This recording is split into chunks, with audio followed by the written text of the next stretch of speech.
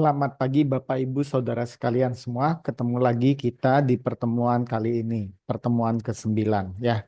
Baik Bapak Ibu, kita akan berdiskusi hari ini tentang konsep yang sangat ini ngetren di seluruh dunia, yaitu Blue Ocean Strategy. Nah, kita lihat terlebih dahulu ini akan menjadi pembahasan di beberapa pertemuan, 3 kali pertemuan ya. Kita mulai dari pertemuan pertama ini membahas buku Blue Ocean selama sebanyak 3 bab, kemudian pertemuan kedua 3 bab, kemudian pertemuan ketiga 3 bab lagi, sehingga total 9 bab buku Blue Ocean akan kita bahas semua.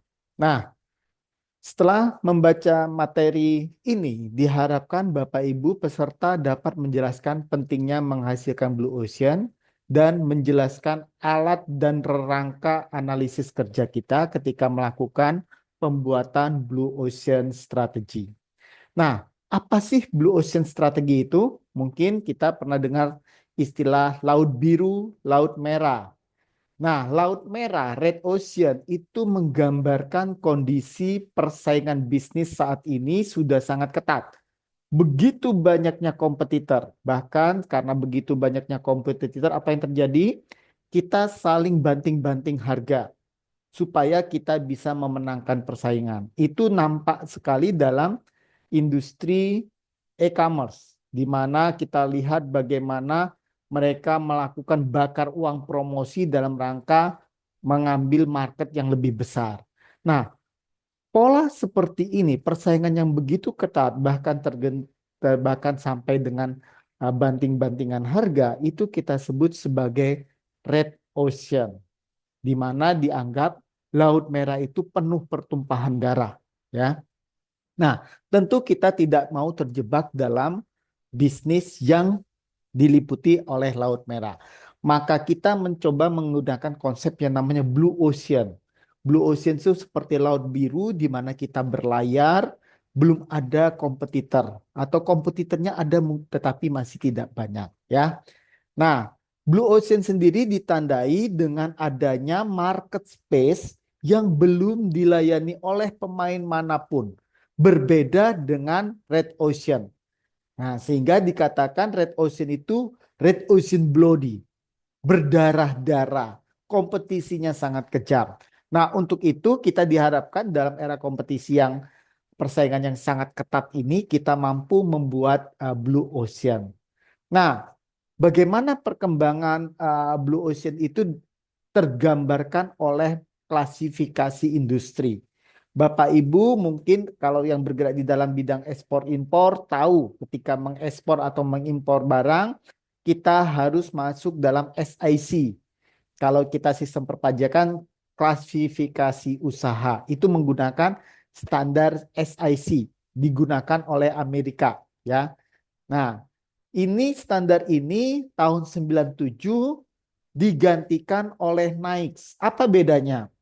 Kalau SIC itu 10 sektor, ya. Nah, jadi 10 sektor dalam industri. Kemudian sekarang berubah menjadi 20 sektor dalam industri. Artinya apa? Ada pertambahan industri-industri baru yang dulu mungkin tidak ada. Artinya perusahaan-perusahaan mampu keluar dari Red Ocean menciptakan industri-industri baru sehingga kode kelompok usaha bisnisnya berubah tidak lagi 10 menjadi 20. Nah, SIC ini masih dipergunakan di seluruh dunia termasuk di Indonesia. Sementara Amerika, Amerika Utara, Meksiko, Kanada itu sudah menggunakan NAICS di mana ada kode klasifikasi 20 sektor industri. Nah, terus kita lihat bagaimana sih kalau misalnya perusahaan berhasil menciptakan Blue Ocean. Nah, kita lihat di sini ketika ada perbandingan antara Red Ocean dengan Blue Ocean. Ketika peluncuran bisnis, maka sebenarnya Red Ocean itu lebih dominan hari ini. 86% meluncurkan bisnis yang bersifat Red Ocean, 14%-nya sisanya Blue Ocean. Terus ternyata dampaknya dari peluncuran bisnis tersebut, pendapatan dari Red Ocean hanya 62%. Sementara pendapatan dari Blue Ocean itu mampu mencapai 38%. Nah, Konsekuensinya pada profit, di mana terlihat pendapatan yang semula 62% ternyata hanya mampu menghasilkan profit di Red Ocean sebanyak 39%. Karena mereka mungkin harus melakukan biaya-biaya promosi yang besar, cutting price dan sebagainya ya. Sementara di Blue Ocean pendapatannya 38%, tetapi profitnya luar biasa besar, yaitu 61%. Nah, sehingga dari pola seperti ini kita berharap bisnis mulai menciptakan Blue Ocean baru. Walaupun itu mungkin tidak mudah, tetapi dengan mengikuti buku ini, pelajaran ini, maka kita bisa menciptakan minimal Blue Ocean di lingkungan bisnis di sekitar kita. Nah, terus bagaimana cara perusahaan bisa keluar dari Red Ocean menuju Blue Ocean? Kemudian pertanyaan berikutnya, apakah ada perusahaan yang selalu terus-menerus mengalahkan pasar atau berulang kali menciptakan Blue Ocean?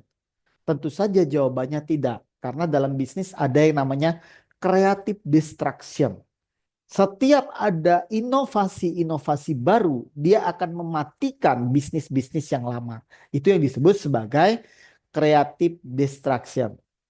Nah, untuk itu, ketika kita membuat penelitian tentang Blue Ocean, ya, itu menunjukkan bahwa langkah strategik perusahaan itu jauh lebih penting. Jadi unit analisis dalam kita melakukan pengamatan terhadap perusahaan-perusahaan mana yang bisa unggul itu ternyata pada langkah strategisnya, bukan perusahaannya atau industrinya. Kenapa? Buktinya banyak perusahaan yang dulunya hebat sekarang mati. Kenapa dia bisa mati? Karena mungkin dia sekarang tidak lagi melakukan langkah-langkah strategik untuk keluar dari Red Ocean, ya. Nah, kemudian dari sejarah itu menunjukkan beberapa hal penting. Pertama, tidak ada industri yang terus-menerus unggul, ya. Ada kalanya ada industri yang sedang bertumbuh, kemudian dia mature, kemudian nanti ada industri yang sedang decline. Tekstil itu adalah contoh industri yang di Indonesia sedang decline. Karena kita kalah bersaing lawan China, India, Vietnam, dan sebagainya. Ya. Kemudian tidak ada perusahaan terus-menerus unggul. Dulu kita tahu Body Shop itu salah satu Blue Ocean. Ya. Nanti di contoh ini kita akan banyak melihat contoh Body Shop juga. Terus kemudian apa yang terjadi di tahun 2025 ini? Ternyata tahun 2024 kemarin banyak perusahaan body shop di Amerika dan Eropa yang tutup. Bahkan pemiliknya bukan lagi pemilik asli karena sudah dijual. Kenapa? Mungkin kita tidak melihat adanya langkah-langkah strategik baru yang dilakukan body shop dalam menghadapi persaingan dalam perawatan body tersebut, ya. Kemudian faktor utama penentu apakah suatu perusahaan berada pada pertumbuhan yang kuat dan menguntungkan adalah langkah strategis dari penciptaan Samudra Biru. Jadi kita akan mengamati langkah-langkah strategik perusahaan. Inilah yang menjadi unit analisis kita. Nah, berikutnya Samudra Biru dapat diciptakan oleh perusahaan yang baru atau perusahaan yang mapan. Jadi bukan hanya perusahaan yang mapan blue chip company saja yang bisa melakukan blue ocean, tetapi juga perusahaan-perusahaan baru pun bisa menciptakan blue ocean. Nah, penciptaan blue ocean bukan sekedar kita memperkenalkan teknologi-teknologi baru. Karena kalau kita memberi teknologi baru terlalu banyak tanpa menekan biaya, akhirnya menjadi useless bagi konsumen. Padahal minggu lalu kita bicara tentang value based management, bahwa di era sekarang kita harus memperhatikan customer dan menganggap produk kita itu bernilai tinggi bagi konsumen. Itu yang jauh lebih penting. Nah, terus kita lanjutkan berikutnya. Nah, secara konsisten, perusahaan yang membedakan winner from loser dalam menciptakan Blue Ocean yaitu pendekatan terhadap strategi. Perusahaan-perusahaan klasik yang masih ada di Red Ocean, dia berupaya untuk mengalahkan persaingan. Bagaimana dia menghancurkan pesaing-pesaingnya. Nah, konsep itu sedikit berbeda dengan Blue Ocean. Kalau Blue Ocean kita keluar dari Laut Merah, kita menciptakan Laut Biru sendiri. Jadi kita melayani yang namanya uncontested market space. Laut yang belum dilayani oleh kapal-kapal lainnya. Sehingga kita bisa berlayar sendiri. Nah, bagaimana caranya? Nah, ini kita menggunakan yang namanya value innovation. Inilah inti dari strategi Blue Ocean. Apa itu value innovation? Sebentar akan kita bahas ya. Nah, value innovation terdiri dari dua kata, value dan inovasi. Jadi tidak hanya inovasi sendiri atau nilai sendiri. Dua-duanya harus digabungkan. Nah, inovasi tanpa nilai dengan cara membuat perkembangan teknologi-teknologi baru dan memberikan feature-feature yang futuristik sering membuat konsumen merasa, waduh, harganya jadi mahal. Padahal mereka merasa manfaat yang diterima kecil, sehingga justru produk itu menjadi tidak bisa diterima oleh pasar. Sementara kalau kita cuma fokus nilai tanpa inovasi, nah ini kita nanti cuma memberikan sesuatu, menjual barang tanpa fitur-fitur yang mumpuni dan akhirnya kita bersaing seperti ibaratnya komoditas. Tinggal mana yang bisa lebih efisien. Nah, itu seperti kita dulu belajar di manajemen strategi tahun 1980-an. Itu ada Michael Porter menyebut ada namanya generic strategic yang terdiri dari low cost, diferensiasi, and focus. Nah, Porter berpesan low cost dan diferensiasi tidak boleh digabung jadi satu. Kenapa? Karena nanti menjadi stuck in the middle. Konsumen jadi bingung terhadap positioning dari perusahaan tersebut. Sehingga saran Michael Porter di tahun 80-an yang kita sebut sebagai kaum Porterian, pendukungnya Porter, low cost tidak boleh digabung dengan diferensiasi. Namun beda dengan Blue Ocean. Justru Blue Ocean itu mengkombinasikan antara low cost untuk yaitu dalam bentuk nilai, ya kita menekan biaya sehingga nilai yang dirasakan pelanggan semakin tinggi, kemudian memberikan diferensiasi dalam bentuk inovasi. Ini digabung menjadi satu. So Blue Ocean ini mengkombinasi antara low cost dan diferensiasi menjadi yang namanya value innovation. Nah, ini yang tadi saya ceritakan, Porter menyatakan kita harus memilih apakah kita pilih strategi diferensiasi seperti Garuda Indonesia atau low cost seperti Lion Air atau Air Asia. Jangan digabung. Nah, sementara Blue Ocean menyatakan apa? Kita gabungkan diferensiasi dan low cost tersebut secara bersamaan. Nah, value innovation hanya terjadi ketika perusahaan menyelaraskan antara inovasi dengan nilai. Nah, kemudian value innovation bertentangan dengan salah satu strategi yang paling banyak dipercaya dengan berbasis pertanyaan yang paling umum, yaitu value cost trade-off. Apa maksudnya value cost trade-off itu? Kalau kita menambahkan feature pada produk yang kita jual, otomatis cost-nya akan meningkat. Sebaliknya, kalau kita mengurangi feature, maka otomatis cost-nya akan turun. Ini adalah sifatnya trade-off. Jadi kita nggak bisa memilih. Nah, value innovation mengubah hal itu. Di satu sisi kita memberikan diferensiasi melalui inovasi, di satu sisi kita menekan cost dengan memberikan value bagi konsumen. Ini yang kita gabung menjadi satu. Nah, value innovation tadi lebih tinggi daripada inovasi. Karena tadi saya sudah bilang, kalau inovasi tanpa value, tanpa mempertimbangkan value, artinya kita memberikan barang yang terlalu over feature, futuristik ya. Terlalu banyak hal-hal yang ditambahkan pada produk kita. Tapi konsumen tidak membutuhkannya ya. Nah, sehingga kita harus mengubah paradigma kita menjadi value innovation dengan cara menekan biaya dan memberikan nilai bagi pembeli dalam bentuk diferensiasi secara bersamaan. This is yang disebut sebagai nilai inovasi atau value innovation. Ya, oke. Kemudian kita lihat berikutnya. Strategi kompetisi berbasis red ocean mengasumsikan bahwa kondisi struktural industri diberikan dan perusahaan bersaing di dalamnya. Ya, ini yang disebut sebagai structuralist view atau environmental determinism. Sementara inovasi yang didasarkan pada pandangan bahwa batas-batas pasar dan struktur industri tidak diberikan dan kita bisa merekonstruksi batasan pasar tersebut. Sehingga kita sebut sebagai pandangan rekonstruksionis. Nah, Blue Ocean mengikuti pandangan rekonstruksionis view bahwa industri bisa kita ubah, industri kita bisa buat. Contoh paling nyata itu yang dilakukan oleh Steve Jobs ketika dia membuat iPod untuk mengalahkan Walkman.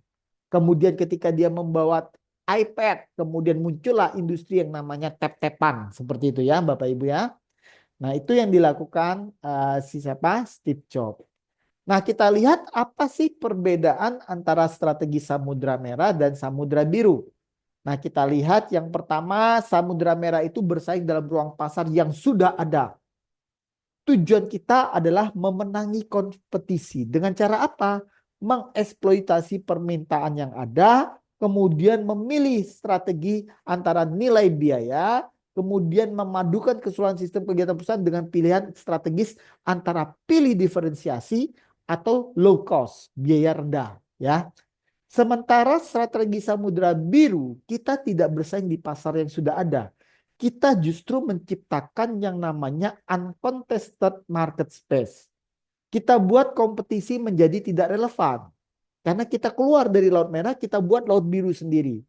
Kemudian menciptakan dan membuat permintaan-permintaan baru di masyarakat. Orang tidak pernah berpikir iPod dulu. Nah kemudian ternyata iPod pun kalah sekarang. Melalui sekarang yang namanya Spotify dan sebagainya. Nah, sehingga orang tidak perlu lagi mendownload tetapi cukup mendengarkan secara online. Nah, itu yang terjadi. Mendobrak pertukaran nilai biaya ini, ya. Kita tidak lagi mengatakan value cost trade off, tetapi dua-duanya bisa kita jalankan. Memadukan antara pengejaran strategi diferensiasi dan biaya rendah. Jadi kita kombinasi. Itu beda strategi Red Ocean dan Blue Ocean. Nah, di sini kita lihat dalam Red Ocean perusahaan diminta memilih antara diferensiasi atau biaya rendah. Sementara Blue Ocean tidak. Kita rekonstruksi market, kemudian kita buat market baru dengan menggabungkan diferensiasi atau biaya rendah tersebut secara bersamaan. Untuk dapat menerapkan strategi Blue Ocean, maka terdapat 6 prinsip yang dibagi dalam 2 kelompok besar, yaitu formulasi dan eksekusi. Nah, kita lihat yang prinsip formulasi ini akan kita mulai belajar di minggu depan, ya. Sementara prinsip eksekusi di minggu berikutnya. Nah, prinsip formulasi yang pertama apa? Kita merekonstruksi batasan-batasan pasar. Kita lihat pasar, kita berpikir out of the box, ya. Nah, itu cara kita merekonstruksi batasan-batasan pasar. Kemudian fokus pada gambaran besar, bukan pada angka. Fokus the jungle, not the tree. Kita lihat hutan, bukan hanya sekedar pohon-pohonnya. Ibaratnya helikopter, ada yang disebut helikopter view. Orang di lantai 1, dia bisa memahami kondisi di bawah itu dengan detail. Tapi orang yang di lantai 10 tidak bisa melihat detail, tapi dia bisa melihat secara lebih luas. Nah, ini yang kita harapkan. Dengan kita melihat dengan cara yang lebih luas, kita bisa menemukan pasar-pasar baru dan menciptakan pasar-pasar baru yang kita sebut uncontested market space. Kemudian menjangkau melampaui permintaan yang ada. Kita jangan berpikir hanya, oke, saya melayani, misalnya dulu kita membuat tape kecil untuk menyaingi Walkman, Sony Walkman. Nah, kita keluar dari situ. Dengan cara apa? Kita tidak berfokus lagi pada tape dengan pita kaset atau dengan CD. Tapi kita buat yang namanya iPod. Itu yang dilakukan oleh Steve Jobs. Nah, kemudian dengan beriringnya waktu, orang tidak lagi mendownload lagu menjadi iPod. tetapi sudah menggunakan Spotify yang hari ini kita tidak perlu download, cukup mendengarkan secara online dengan berlangganan murah tiap bulan. Ya. Terus berikutnya melakukan rangkaian strategis, tahapan-tahapan strategis dengan tepat. Nanti semuanya kita akan bahas satu persatu. Nah, kemudian pada pertemuan terakhir nanti kita akan bicara bagaimana mengatasi hambatan utama dalam organisasi. Ingat, Blue Ocean ini membuat kita membuat sesuatu yang baru berbeda. Tentu tidak mudah dalam suatu organisasi ketika kita melakukan perubahan secara signifikan. Pasti ada resistance to change. Nah, ketika ada resistance to change, how to integrate? Bagaimana kita mengintegrasikannya, mengatasi permasalahan-permasalahan tersebut. Dan kemudian integrate eksekusi ke dalam strategi kita. Nah, kemudian pertemuan kali ini kita bicara tentang garis besarnya dulu. Nanti minggu depannya kita bicara detail, step by step implementasinya. Kemudian bagaimana kita mengatasi hambatannya ada di 2 minggu berikutnya. Nah, sekarang kita lihat alat dan kerangka kerja analisis yang akan kita pakai dalam membuat Blue Ocean Strategy. Ya, kita lihat yang pertama, kita mengembangkan serangkaian alat dan kerangka kerja untuk bersaing di Red Ocean. Ya. Nah, di sini kita akan membuat namanya 6 prinsip dalam merumuskan dan melaksanakan strategi Blue Ocean. Yang pertama nanti kita buat kanvas strategi. Kita semacam memotret kondisi industri yang ada hari ini. Dari potret tersebut kita membuat yang namanya 4M, The 4 Action Framework, yaitu mengurangi, menghapuskan, menaikkan, dan membuat. Apa yang harus kita kurangi dari strategi yang existing? Apa yang harus kita hapuskan? Apa yang harus kita naikkan? Apa yang harus kita buat? Nah, kemudian kita buat setelah memahami apa yang harus dikurangi, dihapus, dinaikkan, dan dibuat, maka kita buat matriks 4M. Inilah kerangka kerja kita. Sehingga nanti kita bisa menghasilkan Blue Ocean. Nah, sekarang kita ambil contoh anggur. Ya, di sini kondisi pasar anggur hari ini pada akhir tahun 90-an adalah seperti ini. Ada 2 sumbu, yaitu horizontal dan vertikal. Horizontal, ini ada penjelasannya di halaman berikutnya. Ini adalah key performance indicator. Untuk dalam industri bisnis wine, apa saja faktor yang diperhitungkan dalam persaingan bisnis tersebut? Tentu harga, terus penggunaan terminologi, kemudian above the line, pemasaran above the line.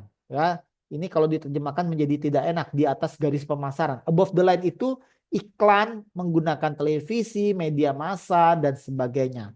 Kemudian kualitas dari anggur tersebut, usianya.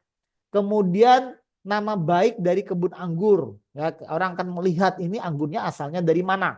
Kemudian kompleksitas istilah-istilah wine. Kemudian macam bentuk dari wine. Nah, ini key performance indikatornya dalam industri wine. Sementara sumbu vertikal itu bicara bagaimana value yang diberikan hari ini oleh para pesaing pemain-pemain yang ada dalam industri tersebut. Nah, kita lihat ini wines premium dengan wines murahan.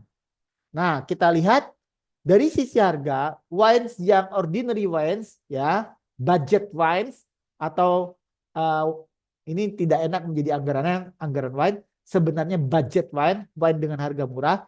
Kita lihat harganya murah dibanding dengan wines premium. Penggunaan terminologi dan perbedaan dalam komunikasi wine-nya juga di sini lebih rendah dibanding yang wine premium. Nah, penggunaan promosi above the line juga lebih rendah dibanding wine premium. Kualitas. Jadi kalau kita bicara minum wine itu dilihat dari usia wine itu. Semakin tua usia wine, semakin mahal harganya. Nah, di sini budget wine itu usia wine-nya relatif muda dibanding wine premium, ya. Terus sumber anggurnya, dia diambil dari anggur yang daerah mana, itu juga akan berpengaruh. Kalau budget wine mengambil dari daerah yang biasa, sementara premium wine dia mungkin ambil dari anggur-anggur dari dataran tinggi. Kemudian kompleksitas wine dan macam dari wine juga di sini lebih rendah dibanding wine premium. Nah, kemudian datanglah satu pemain yang namanya Yellowtail. Yellowtail itu nanti akan mengubah menggunakan kanvas ini, dia membuat 4M, kemudian membuat kanvas baru dari apa itu wine-wines yang ada saat ini. Nah, secara fundamental mengubah kanvas strategi existing itu dimulai dengan reorientasi fokus strategi dari pesaing ke alternatif dan dari pelanggan ke non pelanggan. Nanti minggu depan akan step by stepnya akan dijelaskan ya. Nah, dengan cara mengalihkan fokus strategi dari pesaing ke alternatif dan non pelanggan akan memperoleh wawasan tentang cara mendefinisikan kembali masalah yang menjadi fokus industri. Kemudian kita bisa merekonstruksi key performance atau elemen nilai pembeli yang berada di seluruh industri tersebut. Nah, dari situ setelah kita gambarkan kanvas awal, maka kita lanjutkan apa yang harus dihilangkan dari key performance atau ini indikator-indikator keberhasilan wine tersebut. Mana yang harus dihilangkan? Terus apa yang harus dikurangi? Terus apa yang harus ditingkatkan? Apa yang harus diciptakan supaya kita bisa bersaing? Nah, kerangka kerja ini disebut kerangka kerja 4 langkah, yaitu kita mengurangi faktor apa yang harus dikurangi jauh di bawah standar industri, apa yang harus kita hapus ya, kita hilangkan, apa yang harus kita naikkan jauh di atas standar industri, dan apa yang harus kita buat baru sama sekali. Inilah kerangka kerja 4 langkah. Nah, 2 pertanyaan pertama yaitu menghilangkan dan mengurangi, menghapus dan mengurangi ini ya, itu dalam rangka kita menurunkan biaya, value. Sementara 2 yang menaikkan dan membuat ini dalam rangka kita memberikan nilai, memberikan inovasi-inovasi bagi pelanggan tersebut ya. Nah, kemudian kita lihat di sini. Nah, setelah kita memahami kanvas strategi, kemudian kita dalami 4M-nya tersebut, maka kita akan melihat Yellowtail, anggur pesaing baru itu, dia pemain baru yang masuk. Apa yang dia lakukan? Menghapuskan istilah dan sebutan-sebutan kompleks dalam terminologi wines.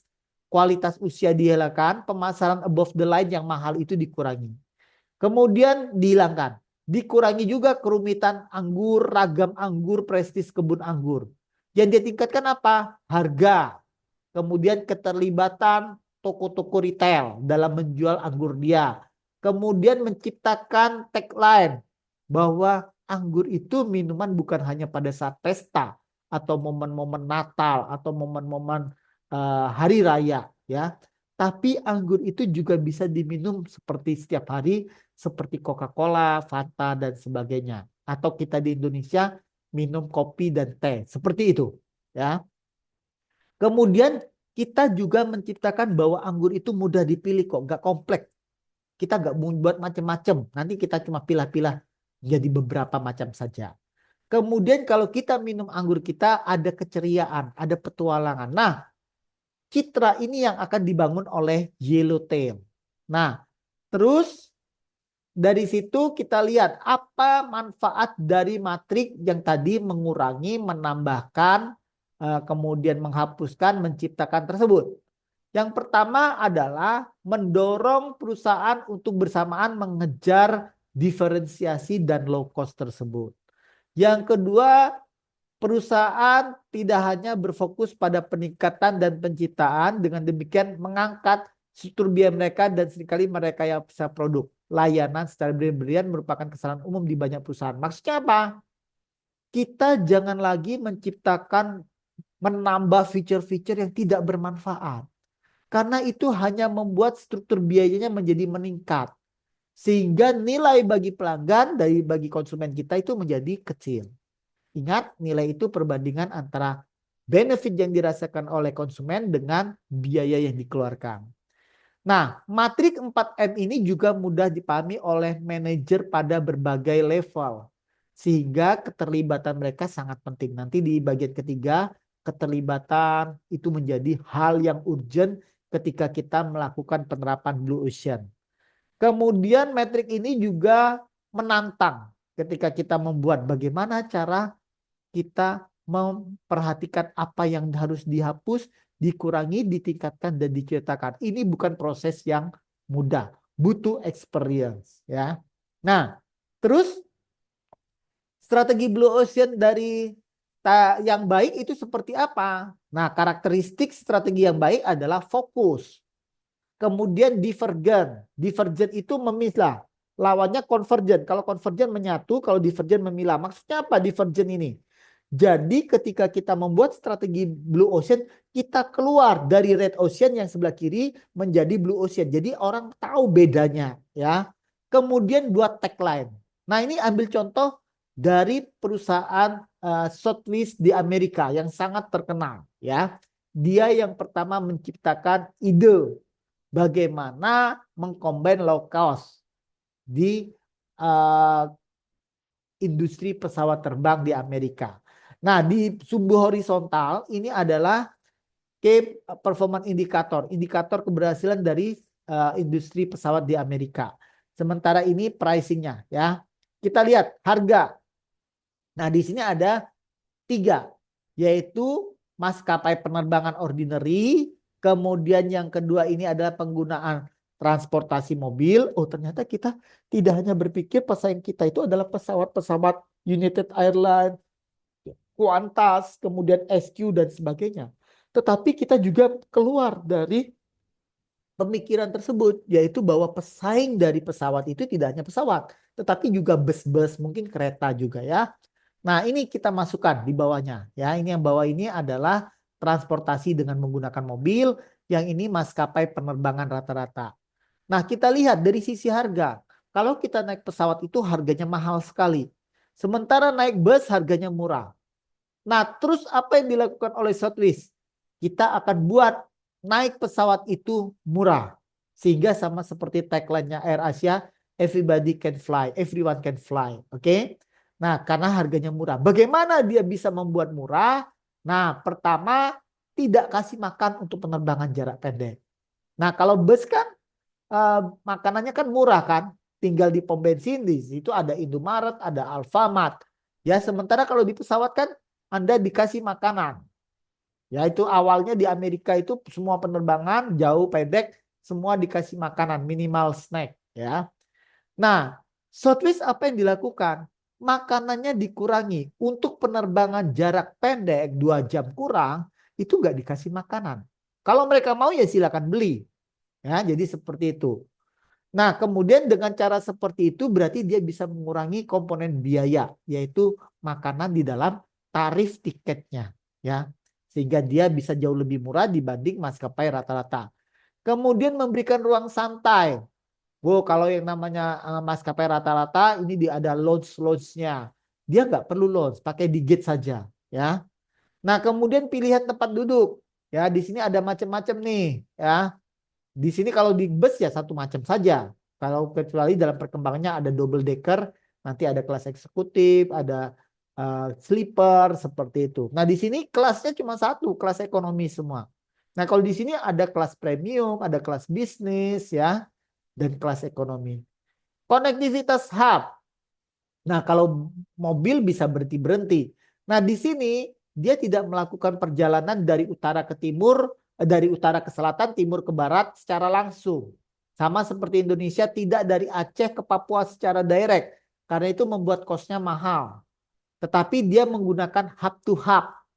Jadi kalau misalnya kita dari Papua, dari Aceh mau ke Papua, maka dari Aceh mungkin bisa berangkat. Misalnya ke Jakarta. Dari Jakarta bisa ke Surabaya atau ke Makassar. Dari Makassar baru ke Papua atau bisa juga ke Ambon terlebih dahulu baru dari Ambon ke Papua. Nah, setiap dia masuk ke hub-hub ini berhenti di hub dari Aceh, Jakarta, kemudian ke Makassar, terus ke Ambon, terus ke Papua, itu dia bisa mengangkat penumpang. Dan di situ memudahkan penumpang untuk memilih turun di mana. Nah, ini yang dimaksud dengan hub to hub. Daripada kita langsung dari Aceh menuju ke Papua. Itu membuat kosnya menjadi mahal. Pelayanan ramah, ya. Di sini kalau di bus ya pelayanannya standar banget. Sementara kalau di Southwest di apa itu di maskapai biasa pelayanannya itu oke, standarnya lebih tinggi dibanding mobil. Tapi di Southwest diberikan pelayanan yang ramah. Ini standar mereka yang dibuat oleh perusahaan Southwest. Meskipun mereka harganya murah, mereka namun layanannya lebih baik. Pakai penggunaan teknologi, ya. Kecepatan mobil paling rendah. Pesawat juga ini dia mampu mengalahkan, Southwest mampu mengalahkan. Kecepatannya lebih tinggi. Kenapa? Dia pakai pesawat-pesawat yang hub to hub. Jadi kita bisa langsung capai di beberapa daerah dengan cepat, ya. Kemudian tingkat keberangkatan dari titik ke titik ini tinggi sekali kalau bus, sementara kalau Southwest di sini dia mengurangi tersebut. Beda dengan kalau penerbangan biasa itu mereka menggunakan direct flight yang non-stop ya seperti itu. Nah, setelah si Southwest membuat strategi seperti ini, dia melakukan fokus apa? Tindakannya. Nah, perusahaan hanya menekankan 3 faktor, yaitu layanan yang ramah, kecepatan, dan keberangkatan point to point, hub to hub, ya, yang lebih sering. Kemudian dengan berfokus pada cara ini, Southwest mampu menentukan harga terhadap transportasi mobil, sehingga dia bisa mengurangi investasi dalam makanan, lounge, pilihan tempat duduk. Kalau di luar negeri, itu perusahaan-perusahaan yang low cost itu tidak menggunakan nomor kursi. Di Indonesia awal-awalnya pernah AirAsia menerapkan seperti itu. Tapi yang terjadi crowded. Crowded ketika mau masuk, semua tiba-tiba rame-rame berdesak-desakan untuk milih tempat duduk yang terdepan. Nah, namun setelah pasca kecelakaan dari AirAsia dari Surabaya menuju Singapura yang jam 6 pagi itu, akhirnya sekarang semua dibuat nomor. Tujuannya apa? Selain mengurangi keribetan ya ketika saat proses check-in, yang kedua adalah mengurangi risiko. Karena nanti dari situ ada nomor kursi, kita bisa tahu nomor kursi ini diduduki oleh siapa di dalam manifest tersebut ya. Nah, kemudian berikutnya strategi divergensinya bagaimana kita membuat perbedaan ya. Nah, ketika dilakukan perbedaan, apa yang dibedakan antara Southwest dengan pesawat lainnya? Kita mempelopori perjalanan hub to hub. Sementara industri melalui sistem hub and spoke. Jadi dari satu titik langsung ke titik tujuan akhir.